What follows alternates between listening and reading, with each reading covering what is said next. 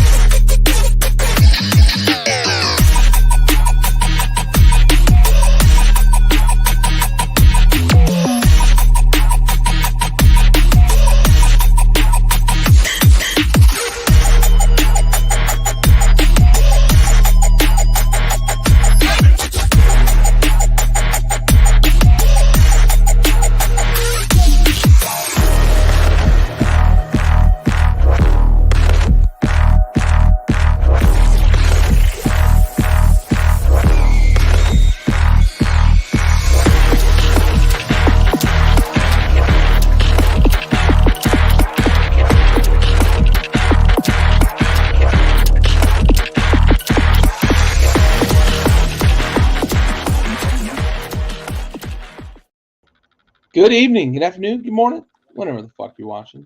This is another episode of the RosinBaggers podcast, brought to you by Backyard Sports. We're talking college baseball this week. Ty, welcome back, buddy. It's been a couple weeks. Yeah. Had the show going on with our little local community theater. We did Little Shop of Horrors, which has been just one of my cult classic American favorites as a child growing up, and had an opportunity to be a part of the cast, and it was fantastic. The last 2 weeks have blown by and been phenomenal. We had great support for it, and so as much as I would love to sit here and provide you with expert analysis of baseball, I think I'm going to sit back and just kind of talk about my college teams and the hierarchy that I have and exactly why they're there. But we're getting back into the baseball spirit. I got the big inning going on behind me, quad screen action, 4 screens of baseball. Great time to be a Major League Baseball fan or a college baseball fan in general, unless you're from the Show Me State in Missouri, because it has not shown me a whole lot the past couple weeks. Ugh, rough in St. Louis. Pretty rough there in Missouri for sure. Look, I can't tell you how many times I watched the movie Little Shop of Horror. I mean, the movie, obviously adaptation of the play, the musical, but God, it's one of my favorites of all time. I see it on TV every so often. They don't play it as often anymore. It used to be, it would get run maybe once a year, but now I haven't seen it in quite a while, but I used to always leave it on TV and watch it when I would see it on. So good. Really cool to keep an eye on you with that performance and, some of the stuff you were sharing from the show. So for sure. Really cool experience there for sure. But baseball wise, yeah, we're throwing an SOS flag. We got White here in St. Louis. Get rid of your manager, my God. Yeah. Oof. And the players came out today in support of him. I don't know if that was kind of a lip service thing or what, but fans ain't. Anyway, I want to talk a little bit of Major League Baseball before we jump into the college game. For sure. Something I mentioned prior to the show in the group chat. The Tampa Bay Rays got to 50 wins today. The first team to 50. The Baltimore Orioles are in their division and have the second best record in all of baseball. We often talk, this team in second place would be in first place in a couple of other divisions. Baltimore would be in first place in every single other divisions. Right now on June 15th, they are 5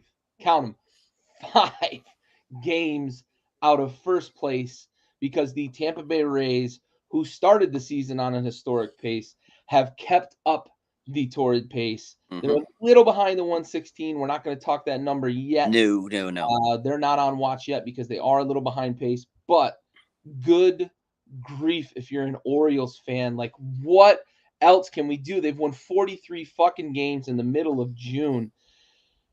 And they are a handful of games out of first place. To be a handful back. And it's a swip swap from what I'm seeing in St. Louis, right?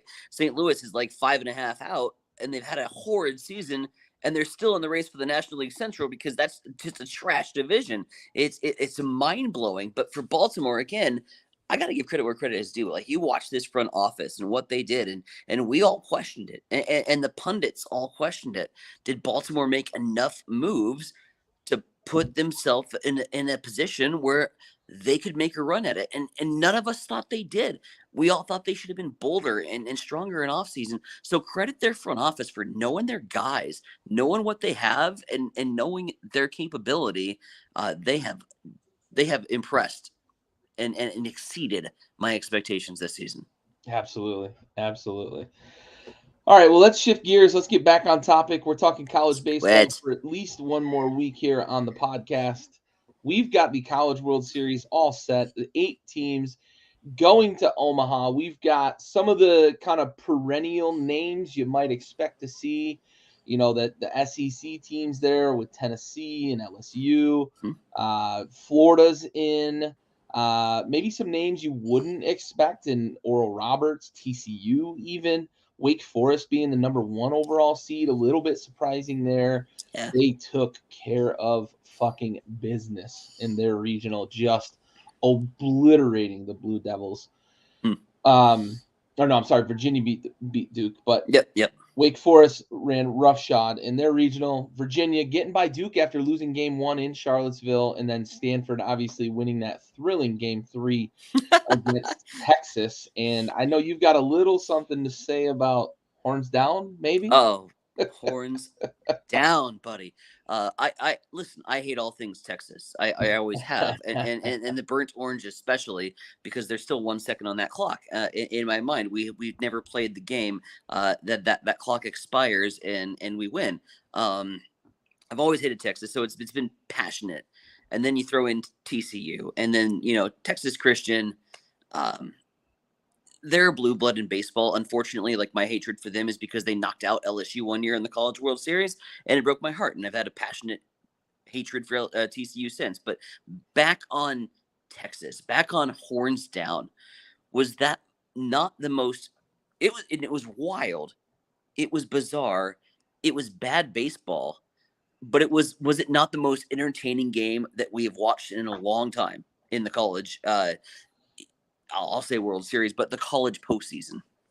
Yeah, I mean, you talk about like the mistakes, right? So many boneheaded mistakes on the base paths, bad at bats in crucial moments when you've got guys on base, swinging 3-0 when you've got runners on in a clinching game. It felt like neither team wanted to win, but at the same time, both teams were playing their asses off. They just were making mistakes. And then the ultimate mistake at the end of the game. Yeah. And I understand the ball gets up there. Sometimes it's hard to see, especially as it goes up through the lights. You can kind of lose it when it goes above the lights. Having played some outfield, in night games, it can be tough at times, but it is an awful way to lose a game. Right. And for it to be the ultimate, the deciding moment, and Stanford scores the game-winning run on a play that the ball lands maybe 15 feet from the outfielder. It wasn't close. Wasn't close. But it's a can of corn if he sees it, like, And the thing is, like, nobody saw it, because in that scenario, I'm saying, where's my center fielder communicating with me if I'm the right fielder? The center fielder didn't see it. To me, if we replay that and we look back at that defense, the only person who had a shot at it, he didn't have a shot at it. The only person who had a sight at it was the shortstop. Yep. And the shortstop was way too far away. But I'm almost wondering, as he's rushing in, was he trying to be Superman and catch the ball, or was there active yelling communication up, up, up? Because to me, they immediately threw their heads in the air. Then they had no idea. He did not appear to be moving up or getting any direction. Was it so loud from the Stanford crowd that you can't hear your own teammates? All of those things come into play, and I've never been in that scenario. But what a way to end what was a game, like you said. Nobody wanted to win, and yet at the same time, there's nothing more that they wanted than to win that game. And like the base running, my God, that was I was having PTSD flashbacks to my 8U coaching days, because I have seen those mistakes get made. The home plate umpiring was horrid. I didn't know where the strike zone was the entire night, and as we talked about in the group chat, we really didn't have a way to know because of the way that stadium is set up and because it's old fashioned. They don't have that technology available for ESPN to come in and utilize the K-Zone technology. And it really wasn't until about the controversial hooker at the knees. And you said, yeah, I'm ringing him up every time. And I'm like, I think that was like dirt ball. But we didn't have, and I noticed, like, we're arguing balls and strikes here. Why? Why aren't we looking at there's no K-Zone? Like, that's when it kind of dawned on me. So it was interesting in that technology. And the one final thought I'll have on the Super Regionals, the Sweet 16, if you will, as a whole, and really throughout the entire duration of the tournament field, starting postseason, I got to give credit where credit's due. And ESPN, in their wraparound coverage that they had provided on ESPN Plus, and my buddy Matt Schick, I've known him for years before he got big, and he was the anchor on that host. And I mean, they did a phenomenal job and have done for the past few years to enhance the watchability and grow the brand of college baseball, because it is better and we're learning more and we're watching more about these teams. How many times, and I'll say I go to Omaha a lot. There was times where we just go to Omaha. We had no idea about any of the teams that we were seeing in the College World Series field unless they had a direct matchup against Nebraska or a Creighton, and we had something to look and contrast and compare to. We didn't know these guys coming in. And so your J.D. Drews and your Kramer Robertsons and these guys that tore it up on the field in Omaha would have been so much more enhanced had we had the ability to watch these guys. So credit to ESPN for their bases loaded coverage. Phenomenal work during the college postseason, and looking forward to the World Series. Yeah, I agree. The coverage has been great. It's been great to kind of get more in terms of intimately familiar with these teams, coaches doing the interviews on the sidelines, or in the dugouts, not just when we get to Omaha, which is what it's really been forever, essentially, is we don't learn about these guys until they're heroes in Omaha. But there's a lot of teams that have great stories that we usually miss out on because we don't get all this coverage of the super regionals and the regionals. And one of those teams I want to talk a little bit about, you mentioned the home crowd in Stanford, and I want to talk a little bit about how I just feel like they got such a raw deal. Sure. Indiana State having to go to TCU. Mm-hmm. And we can talk all day about, the better team should prevail and et cetera and yada, yada, whatever you want to put on it. I still think it's a raw deal, and I still think the NCAA got this very, very wrong. Mm-hmm. I think Indiana State is a team that should be in Omaha. And I think that Indiana State is a team that if they had played at home against TCU, I do believe in my heart of hearts that they would be in Omaha. Well, I think they were the better team. I think they had a deeper rotation. I think they had a better lineup. I think they had a better defensive posture. And I just truly believe that the impromptu travel and the fact that they're playing on the road in a fairly hostile environment, TCU gets up for their college sports. They got such a raw deal, and I feel so much for the Sycamores and their fans, because we're not going to have a lot of opportunities with a program like Indiana State to do this. Right. And from my standpoint, I respect Indiana State, first of all, for them saying, you know what, we did. We gave our field to the Special Olympics, and we are going to honor that and honor what that is about. But from the NCAA perspective, to how is Indiana State not playing in Bloomington with Indiana State University? How is Indiana State not playing at Indiana, Purdue, Fort Wayne, or Purdue for that matter? How are they not utilizing other colleges' ball fields that are closer to their fan base? Because, well, let's be honest, this is a Summit League team that made it into the field of 16, a Missouri Valley Conference team. The opportunity for a Missouri Valley Conference team to host a super regional for their fan base, it's a once in 30-year deal, and their fan base didn't get the opportunity, and they would have been able to travel.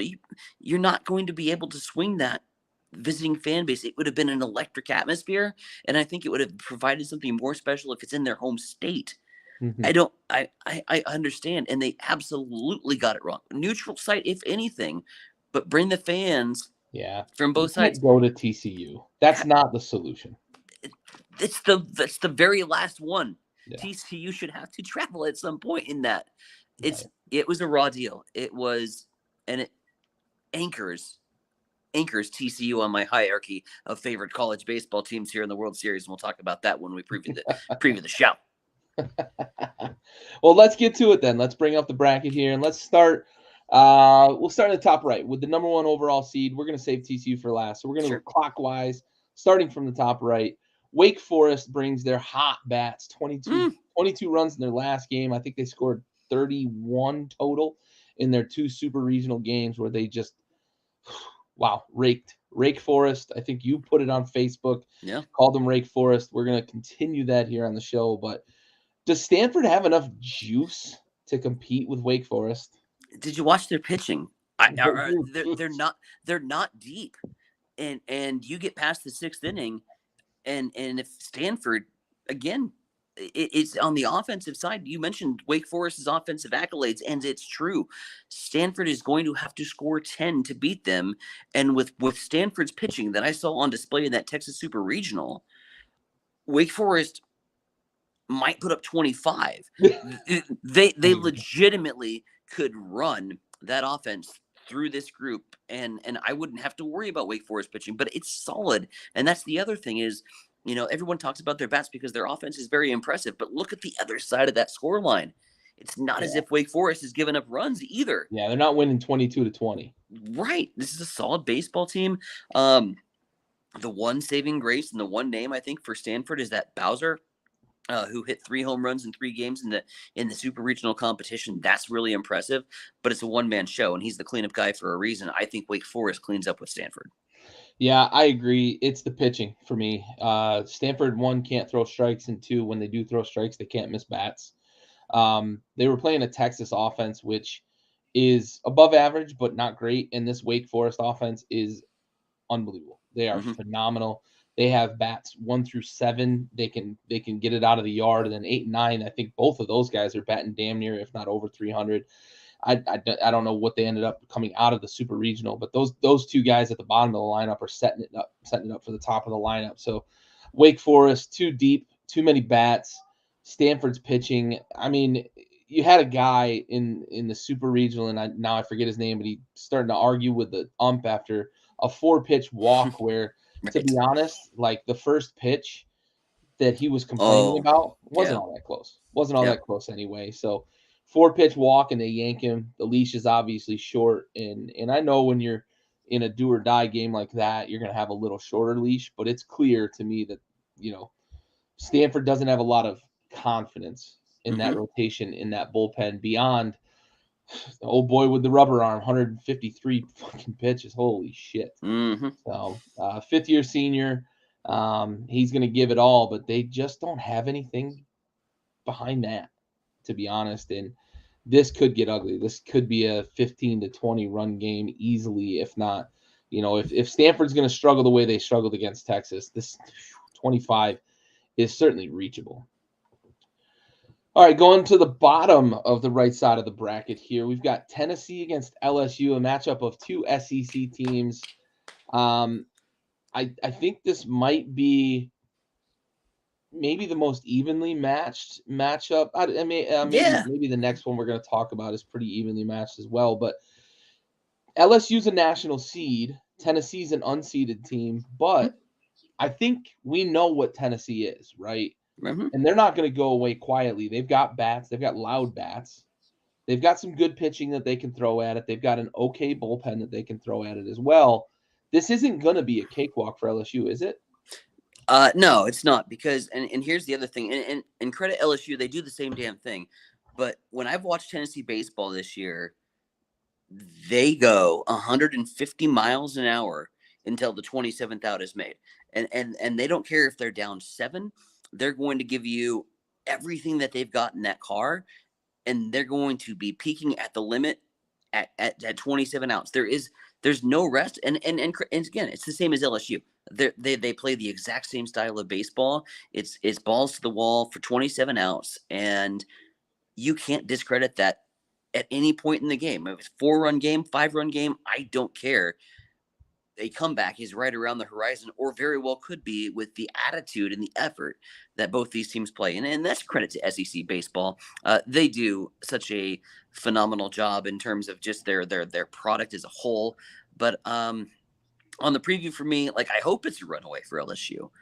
I am a huge Go Tiger fan. And have been since I started going to the College World Series. And we'll talk more about the golden days of Rosenblatt coming up here on the show. But my very first experience was with a Husker team with Shane Colmenet and Alex Gordon, and it was the first time that they went to the College World Series. And as we're walking down towards Rosenblatt, as you do, because there was zero parking, it was awful. You walked miles in trucks and armies of people, and we're walking over, and there's these LSU tent, and I'll never forget. There's the pleasant, happiest, drunkest smile you've ever seen. You guys come on over here and get yourself some gumbo and get yourself some Cajun cooking. And we partied with those assholes until the game started. And that hospitality that they bring to Omaha has made me an LSU fan for life. And I hope they win the damn thing. Obviously, I'm going to be pulling for them in this series. I think they're probably 2 runs better. The prospects that they have on that squad at the hot corners are just great. I love me some LSU baseball. I'm pulling for them against the Vols. Plus, I think Tennessee's just a bunch of pricks, really, when you think about it. They play that way. They have that swagger. They like to tell you what they're going to do it, and then show you what they did. Be a little bit more modest, man. Give me LSU by 2 in that series, but it's going to be competitive. Stove, what's up, buddy? What's up, bud? How you doing? Doing good. And I can allude to Ty's message there about LSU. They are one of the best traveling fan bases for college baseball that there is. So good. It blew my mind. Even when they weren't in the College World Series, it seems like you always ran into LSU fans at the College World Series there. So yeah, I mean, I don't know if I'm predicting LSU, but it will definitely be a good time had by all. For sure. All right, so let's swing back. So we've only covered the Wake Forest game so far. Okay. So I want to get your thoughts on Wake Forest versus Stanford. Any chance Stanford's pitching slows down the bats of Wake Forest, considering they scored 22 in their last game and 31 in their super regional? 2 games. No, and I think Stanford's pitcher that threw like 156 pitches the other day, he's still out on disability right now. I will tell you this. Stanford pitching is not going to get the job done, but by chance, if it does, the Stanford base running will lose it for them. Yeah, we did talk about that. Holy shit. So bad.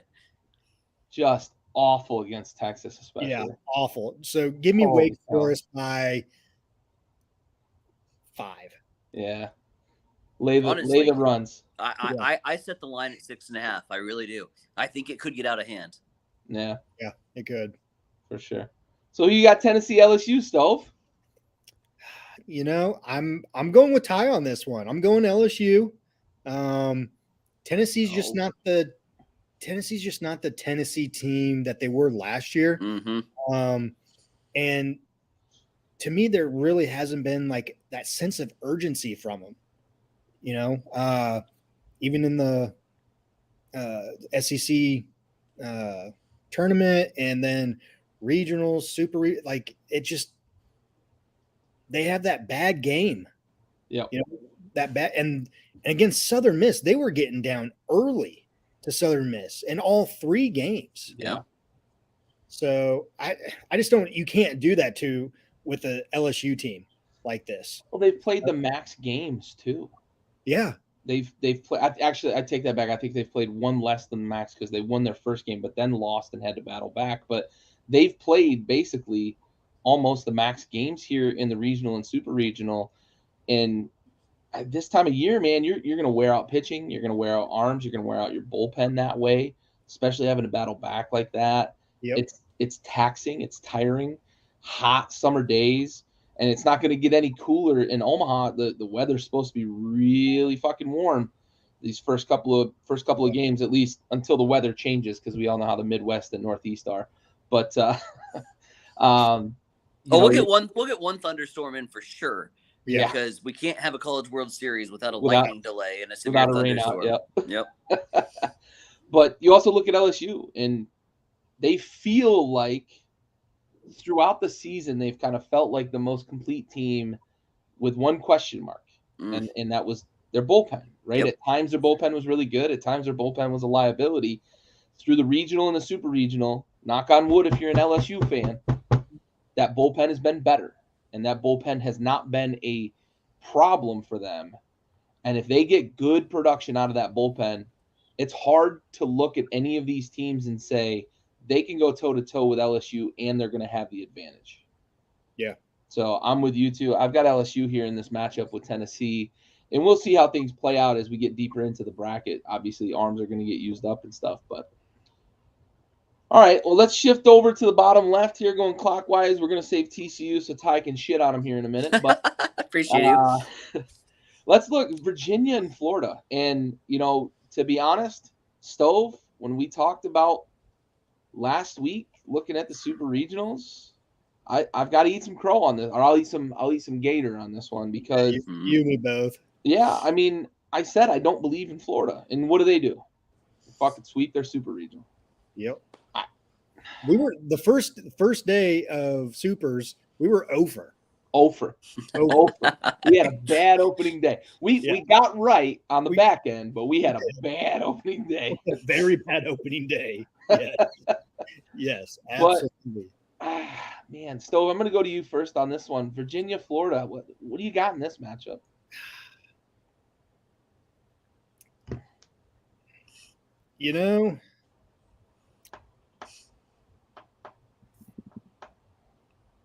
Florida's pitching was there during the super regionals.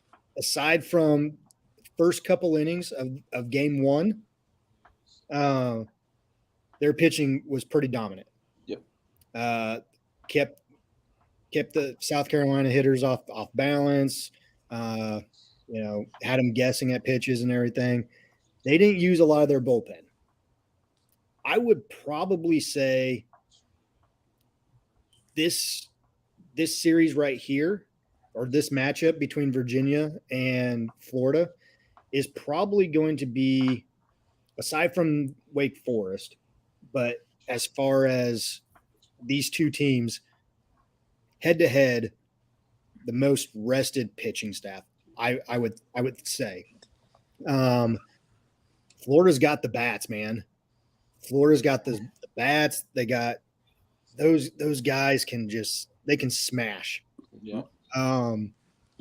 But South Carolina kind of held their main guys in check both games, and you had other guys step up to the plate. And what they got, 6 through 8, they got so much production. Yeah.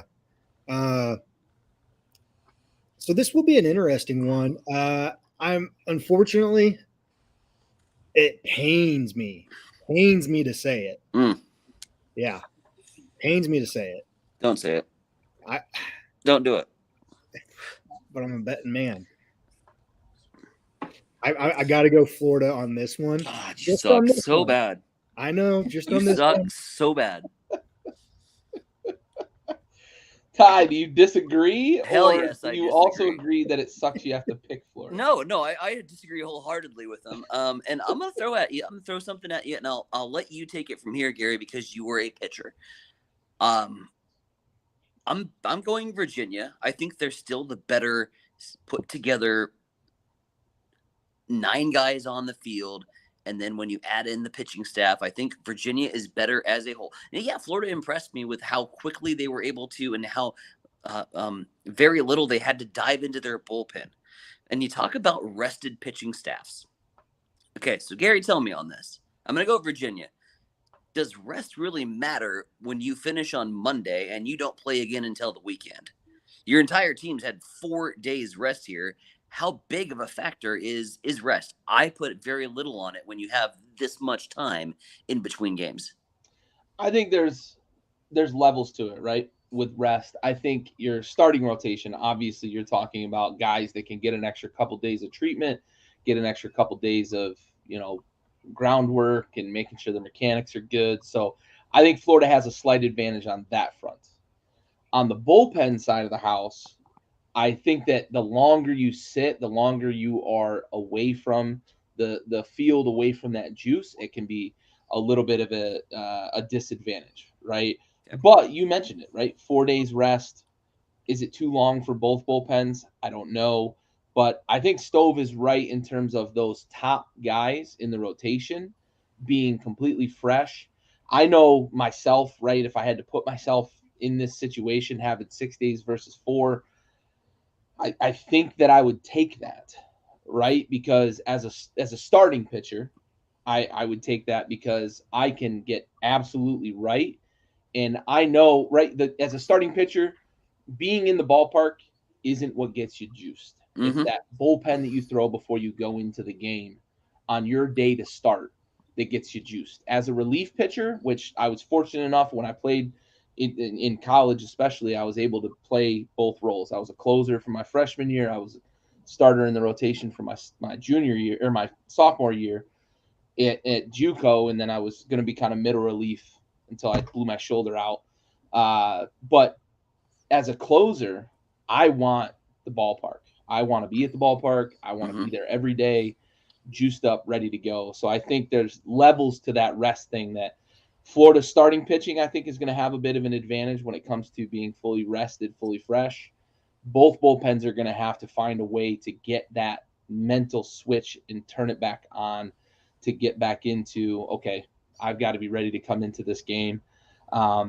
Maybe a little bit of an advantage Virginia in the bullpen, and maybe a little bit of an advantage starting rotation for Florida when it comes to time off.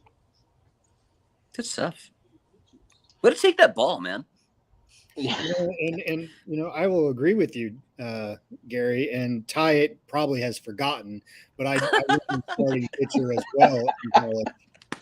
So yes, I compare y'all stat lines. All right, I'm looking at Gary. Gary was actually a starting pitcher. You're 6.5 ERA. Let's not talk about that. I'm looking at my fucking ERA now, bud, because it wasn't no 6.5. It was Cy Young material. Thank you. All right. All that aside, I'm going Virginia. I do think, as Ty said, I think that they are a bit more. And I know in a single game this doesn't matter. The bats are hot for Florida, but the bats got hot for Virginia in games 2 and 3. They were pretty cold in game 1 against Duke, but they got hot in games 2 and 3. And I think Virginia has a little more of that kind of manufacturing runs in their lineup, which I think comes into play a lot more when you get to Omaha, because everybody's kind of gassed everything out. Everybody's used everything up, especially later in the run here in the bracket. But I like Virginia top to bottom. I picked them as my dark horse, and maybe I'm a little biased because of that. But I'm going to go Virginia here in this matchup against Florida. And maybe it's still me being a hater and not believing in Florida. I don't see them as the number 2 team in the country. No. I just don't. Despite the bats telling me differently. I really don't. And I look at them on paper and I look at them on TV, and it's a watchability thing. It's an eye test. And every time I see them, even though they're winning baseball games, I'm not seeing a team that I'm advancing in the College World Series. Yeah, for sure. I hope not. All right, well, let's get up here to the top left. Let's talk ORU and TCU, and I think this is obviously a matchup of two teams that may not be on people's radars, especially Oral Roberts, right? They're kind of the unexpected darling of the dance, if you will, when it comes to the 8 teams to make it to Omaha. They came into the Super Regional with a 21-game win streak, and it looked like early on that they were going to continue that win streak against Oregon, except they had a little bit of issues. They get up 8-0, and they lose on a walk-off 9-8, late in that game 1, and you start to kind of feel like the wheels fell off, right? But then they recover, and they grind, and they restart the win streak, right? And they win 2 in a row against Oregon to get here. And then obviously we talked a little bit about it in Stove. I would love to get your thoughts in terms of the whole Indiana State TCU thing, but we talked about it, right? TCU's hosting a super regional that they shouldn't have hosted. I think they rode that momentum a little bit, rode the crowd a little bit. And I do believe if Indiana State were able to host, or if it was at, kind of a neutral site, maybe in the state of Indiana, as Ty suggested, we might have had a different outcome from it. But all that aside, I'd love to get your thoughts, Stove. But on top of that, all that aside, how do you see this matchup playing out here in the opening round? No, we talked about it last week. The super regional, I totally wholeheartedly agree that it should have been probably at a neutral site there in the state of Indiana instead of giving TCU home field advantage. Put them anywhere else. Put them anywhere else. Absolutely. Anywhere else. Yeah, absolutely. And you alluded to it last week, Gary. This doesn't happen much for the state of Indiana or Indiana State. I take that back. So NCAA needs to do better at that. And yes, home crowd with TCU somewhat had it did have a effect. But TCU just smashed, and we talked about that last week too. I didn't think they were going to carry that over. That stayed hot. Yeah, that stayed hot. So give credit where credit's due. Now, in this matchup, bats are hot on both sides here. Bats are hot on both sides. This is an interesting one. Both teams are kind of high-scoring teams here as of late. So this is going to be a matchup of either it's going to be high-scoring or it's going to be very low-scoring, like 1-0, 2-1, I think. Bats are going to go cold. So then it comes down to the team that has the best bullpen and plays small ball. I'm going Oral Roberts in this one, baby. Give me Oral Roberts. Okay. Ty, do you agree? Oh, fuck yes, I agree. I can't stand TCU baseball, and there are several reasons, but we'll start with really the main and obvious one is, I hate everything from the state of Texas, and I think everything from the state of Texas is trash. There is nothing good about that state in my mind whatsoever. Their panhandle is funky. They're like Austin, they play country music, and who the fuck likes country music? Secondly, maybe the more agitated reason was I had a friend who then married a former TCU cheerleader, and we would watch baseball together. And her overbearing love of the Horned Frogs. If you know, if you know, you know.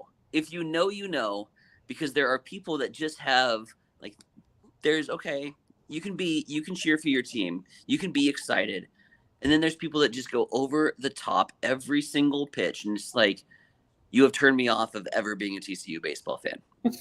Forever. I will forever hate TCU, and I despise them in any sport, baseball, track, golf. I don't care if they're playing. I hope they lose, and I hope they lose by a bunch.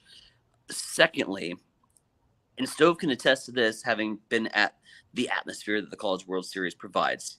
Here's what happens in Omaha.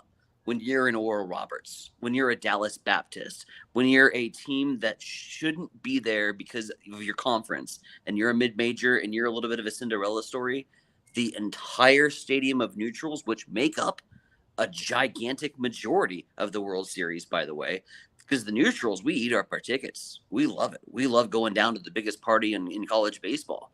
And the neutrals will take you and absolutely embrace you and make you feel as if you were playing a home game. Oral Roberts will be playing a home game every time they go onto the diamond at the College World Series. I shit you not. They are the fan favorite, maybe apart from LSU, because the neutrals love LSU because of their generosity and just being the best fans in baseball. Like, we can get behind that. The two favorites in Omaha this weekend will be Oral Roberts and BLSU. Yeah. Yeah. Yeah. You're right, I'm buddy. behind Oral Roberts too. I love not only the underdog story, right? Because they are the smallest school that made it, but I love what they do. Stove, you mentioned the small ball. They're not afraid to play small ball and manufacture runs. Mint. They are not afraid to pull the hook early and get a guy in the bullpen for a matchup, right? I love how they're managing their roster, how they're managing the lineup, how they're managing the bullpen. And I think that's a huge advantage in Omaha because, as I mentioned a while ago, everybody's going to be gassed out by the time we get to rounds 2, 3, 4 and start to play those championship games. Having that savvy is going to be important, especially in an opening round where the nerves might set in a bit and you have a steady force on the bench managing things. I think that's going to go a long way for Oral Roberts to play the underdog spoiler role, knock off TCU here in the opening round. Let's go. All right, so what I want to finish up with here before we get to closing thoughts, we're going to make some picks, boys. Mm-hmm. Ty, putting you on the spot first, bud. Okay.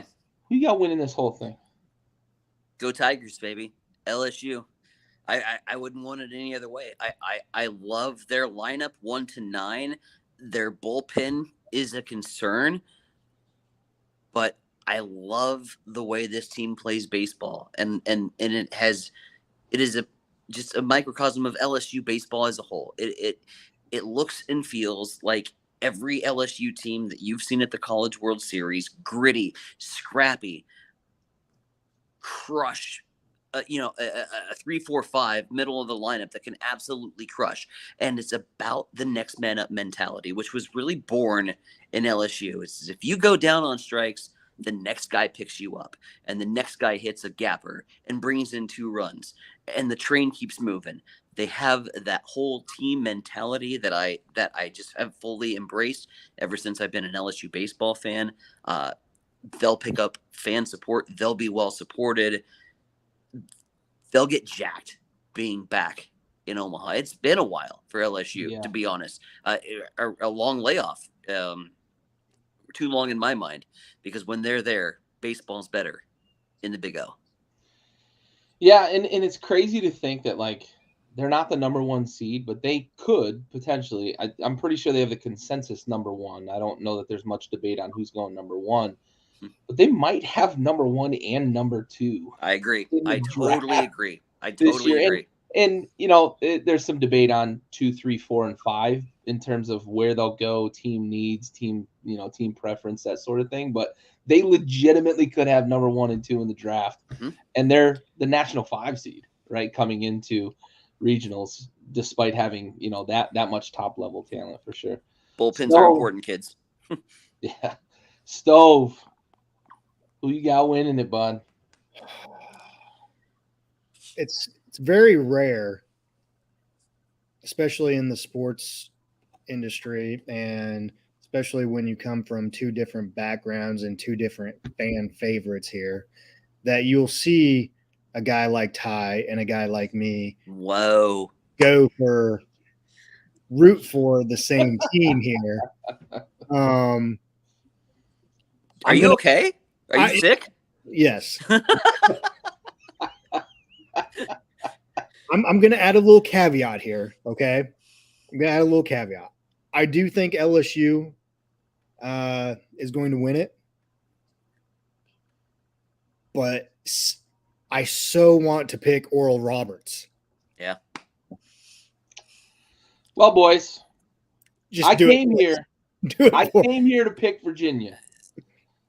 However, you picked him last week. I picked him as my dark horse. However, after watching them pick themselves up off the mat after an epic collapse at the hands of the Oregon Ducks, I'm not here to bold. tell you, boys, Oral Roberts is winning the College World Series.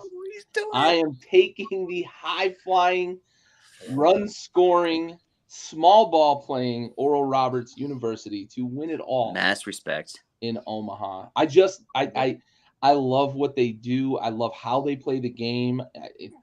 I'm all in. My chips are in the middle, and we're taking the long shot. We're taking the underdog. We're taking the little guy to go all the way. I like it. Love All it. right, let's get to some closing thoughts. Stove, I'm going to go your way first, then I'm going to let Ty bring us home. What you got for us, man? College World Series. We are here. We've got our Elite Eight. We've got our Final Eight. Talk to me. I won't take up too much of the time because I know Ty's gonna hit this, but I'll kind of allude to it as well. Some memories. I will say Ty, you're gonna hit it on the head, I know, but some memories there. Dad taking me first College World Series game, and it's Florida State versus somebody. I don't know. And they're taking batting practice. We're sitting in left field, and, everyone's hollering for a ball, blah, blah, blah, this and that. Home run gets hit. My dad catches it bare hand. And he throws it to the left fielder in between innings or whatnot.